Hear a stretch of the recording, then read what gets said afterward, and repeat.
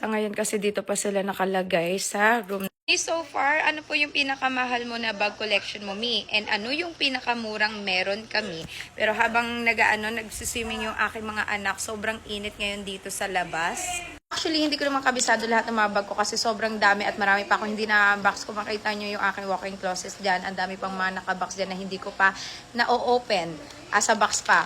Pero ang pinakamahal ko talaga guys, sinabi ko na yun sa inyo ever, yung Himalayan Birkin na bag na nirigalo sa akin ni Papa P. Sobrang mahal nun mga madam. Kaya hindi ko talaga siya masyadong ginagamit. Lalo na siguro kung may mga big event pwede. Pero kung mga dinner lang no. Kasi sensitive syempre yung skin nun. Pero ang pinaka ko mura, siguro yung Lumaf. Kasi yung mga wait.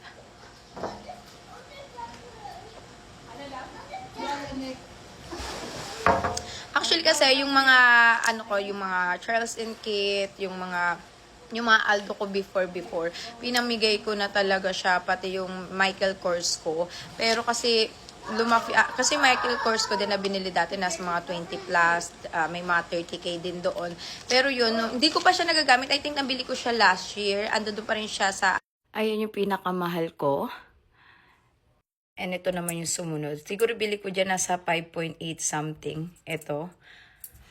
Yan. And then yung mga Kelly ko.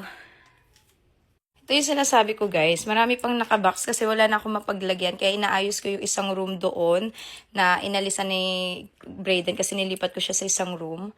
Binili ko to kay Miss Linel. Hindi ko pa siya nagagamit kasi marami akong bag. Pero andi dito pa yung bag ni Miss Linel. Pero maganda to.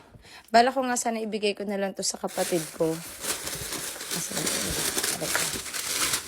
Ayan siya. In-unbox ko lang siya nung nakaraan. Pero hindi ko pa siya nagagamit. Marami kasi ako binibili mga madam. Kahit itong advent calendar ko, andyan pa rin yung mga laman-laman niya. Ito hindi ko pa na-open. Ito pa nga, hindi ko pa siya na-unbox. Ito yung na-mind ko doon sa kapatid nung CEO ng Hikari doon sa Frappy bag na nagbebenta din ng mga bag. Ito rin yung Jorn na nabili ko sa sa Paris. Pero aayusin ko na to, guys. Ito naman yung wait, ano ba yung nandito? Tingnan natin.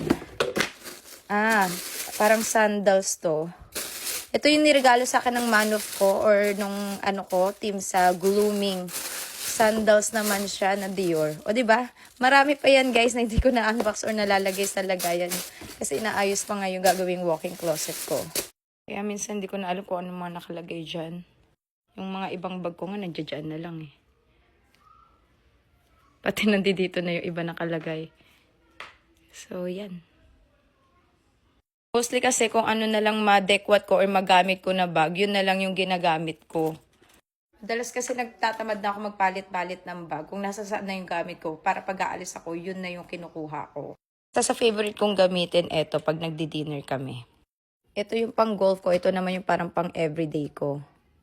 At anyway, kung hindi pa kayo nakaka-order ng Glutafit natin, umorder kayo kasi malakas maka-fresh, makapagpaputi, maka-brightening, all-in-one 30 capsule, may mga vitamins na rin sila, merong oral sunblock, merong collagen, talagang mabilis siya makapagpa-fresh. So, available to sa TikTok shop. Sa ngayon kasi dito pa sila nakalagay sa room namin yung iba. Hanggang dito yan sa kabila. Ito naman yung isa pang gagawin kong walk-in closet. Actually, more on clothes sana ilalagay ko dito. Ito yung dating room ni Brayden pero nilipat ko na siya sa mas malaking room kasi kailangan ko talaga ng room ko para sa mga damit ko kasi ando doon sila lahat sa CR namin which is malawak naman pero ang dami ko guys ng mga damit. So ito aayusin pa namin to.